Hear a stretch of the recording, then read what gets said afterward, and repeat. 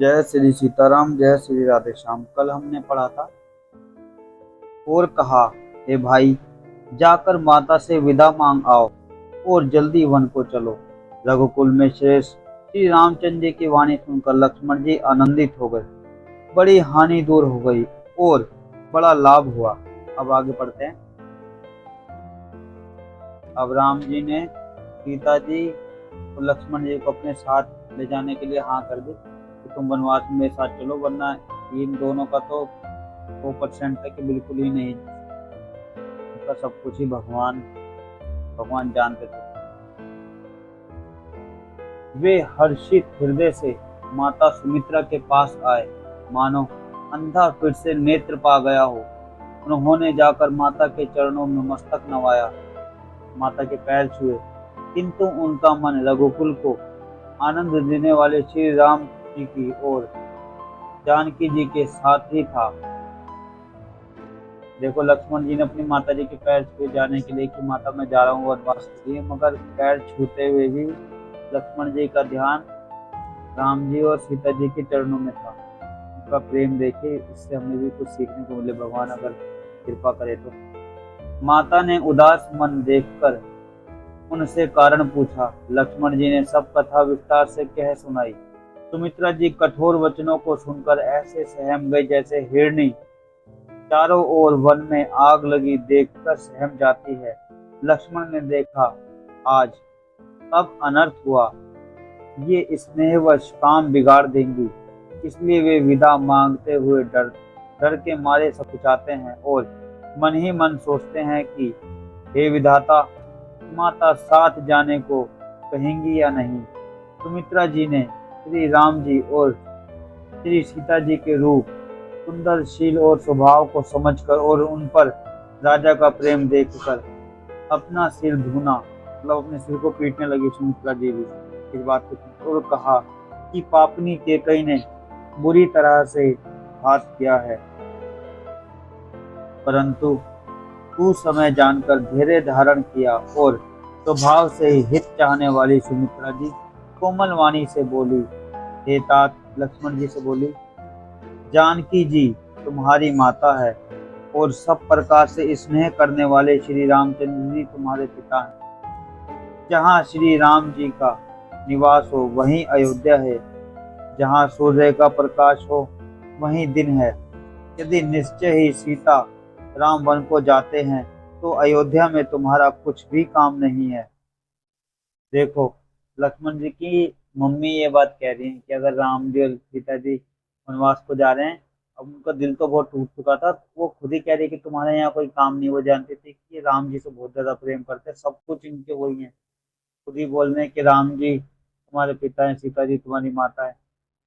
और आगे समझाते, गुरु, पिता, माता, भाई, देवता और स्वामी, इन सबकी सेवा प्राणों के समान करनी चाहिए।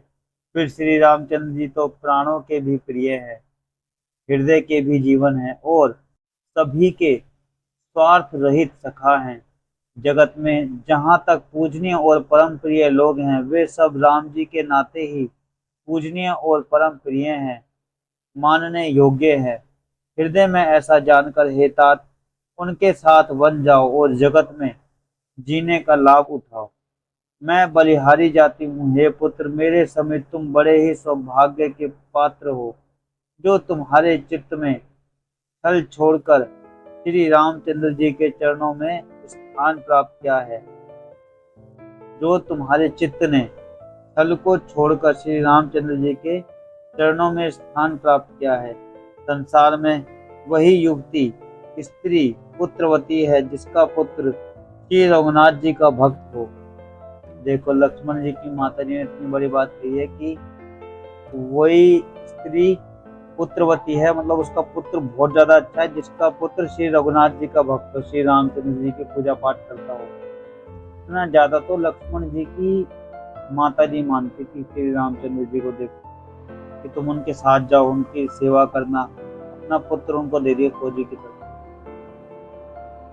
श्री रामचंद्र जी को। नहीं तो जो राम से विमुख पुत्र से अपना हित जानती है, वह तो बांझ ही अच्छी।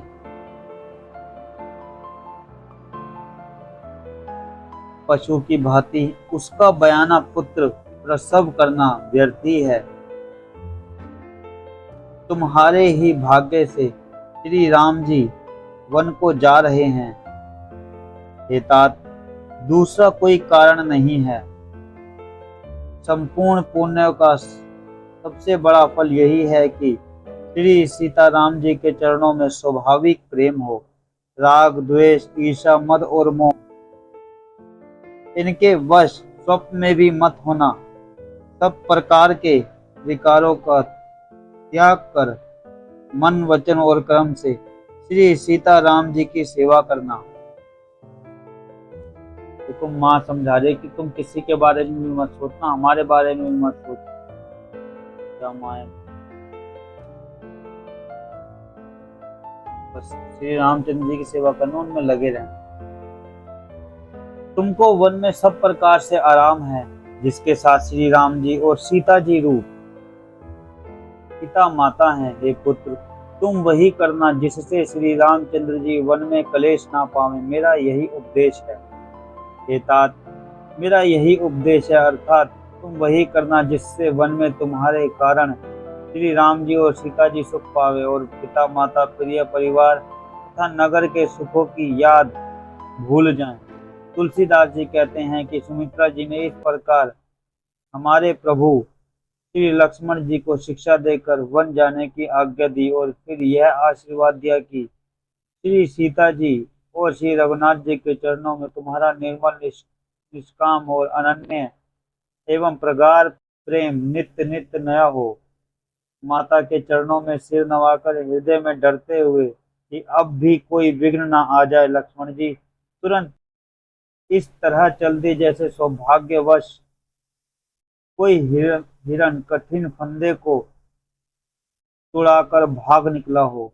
लक्ष्मण जी वहां गए जहां श्री जानकी नाथ जी थे और प्रिय का साथ पाकर मन में बड़े ही प्रसन्न हुए। श्री राम जी और श्री सीता जी के सुंदर चरणों की वंदना करके वे उनके साथ चले और राजभवन में आए। नगर के स्त्री पुरुष आपस में कह रहे हैं कि विधाता ने खूब बनाकर बात बिगाड़ी है। उनके शरीर दुबले, मन दुखी और मुख उदास हो रहे हैं। वे ऐसे व्याकुल हैं जैसे शहद छीन लिए जाने पर शहद की मक्खियां व्याकुल हो जाती हैं। देखो यहाँ पे हमारे धर्म ग्रंथों में सबके दर्द के बारे में बताया जाता है कि देखो श्री राम जी और लक्ष्मण जी और नगर वासियों के बीच में जो प्रेम है उसको दर्शाने के लिए शहद और मधुमक्खी का उदाहरण दे रहे हैं कि जब मधुमक्खी से शहद छीन लिया जाता है तो वो कितनी उदास होती है। देखो हमको तो उनका फेस पता नहीं चलता कितनी उदास होती है, फेस वैसे का वैसे ही रहता है, पत्थर जैसा दिखाई देता है, कुछ कांच जैसा उनका फेस है, तो हमें क्या उनके फेस को उदासी पता चलती है। तो यहाँ जो लोग भगवान के भाव और प्रेम में डूब जाएंगे इसे पढ़ते पढ़ते, तो उनको अचानक से मधुमक्खियों का दुख बताया जाता है कि उन मधुमक्खियों को कितना दुख होता है। तो यहाँ देखो हमें धर्म के मार्ग पर सारी की सारी अच्छी बातें समझा जाती है कि दुख हमें ही नहीं होता, दुख सबको होता है, किसी के साथ गलत नहीं करना चाहिए। कहीं ना कहीं घुमा के हमें ये बात समझाई जाती है। जिसको भगवान ये बातें पकड़ाना चाहेंगे वो पकड़ लेते हैं बाकी भगवान की इच्छा। सब हाथ मल रहे हैं और सिर पीट पीट कर पछता रहे हैं, मानो बिना पंख के पक्षी व्याकुल हो रहा हो। राजद्वार पर बड़ी भीड़ हो रही है, अपार विषाद का वर्णन किया नहीं जा सकता। श्री रामचंद्र जी पधारे हैं, ये प्रिय वचन कहकर मंत्री ने राजा को बिठाया।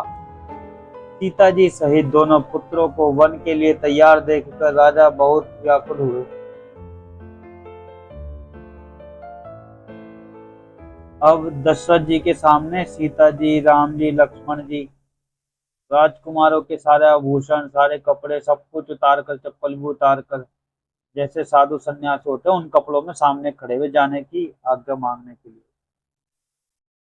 यह देखकर राजा बहुत व्याकुल हुए। सीता जी सहित दोनों सुंदर सुंदर पुत्रों को देख देख कर राजा अकुलाते हैं और स्नेहवश बारंबार उन्हें हृदय से लगा लेते हैं, बार बार गले लग रहे हैं। दशरथ जी बार बार अपने दोनों पुत्रों को गले लगाते हैं, सीता जी को गले लगाते हैं कि मैं क्या बोलूं, कैसे रोकूं, क्या करूं।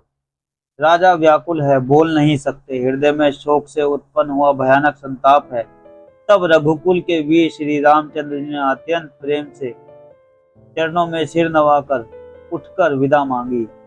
हे पिताजी, मुझे आशीर्वाद और आज्ञा दीजिए। हर्ष के समय आप शोक क्यों कर रहे हैं? हे पिता, हे तात, प्रिय के प्रेम वश प्रसाद, कर्तव्य कर्म में त्रुटि करने से जगत में यश जाता रहेगा और निंदा होगी। प्रिय के प्रेम वश प्रमाद करने से जगत में यश जाता रहेगा और निंदा होती रहेगी। यह सुनकर स्नेहवश राजा ने उठकर श्री रघुनाथ जी की बांह पकड़कर उन्हें बैठा लिया और कहा, हे तात सुनो, तुम्हारे लिए मुनि लोग कहते हैं कि श्री रामचंद्र जी चराचर के स्वामी हैं। शुभ और अशुभ कर्मों के अनुसार ईश्वर हृदय में विचार कर फल देता है। जो कर्म करता है वही फल पाता है, ऐसी वेद की नीति है। यह सब कोई कहते हैं। आज हम यहाँ तक पढ़ेंगे, कल पढ़ेंगे आगे। जय श्री सीताराम, जय श्री राधे।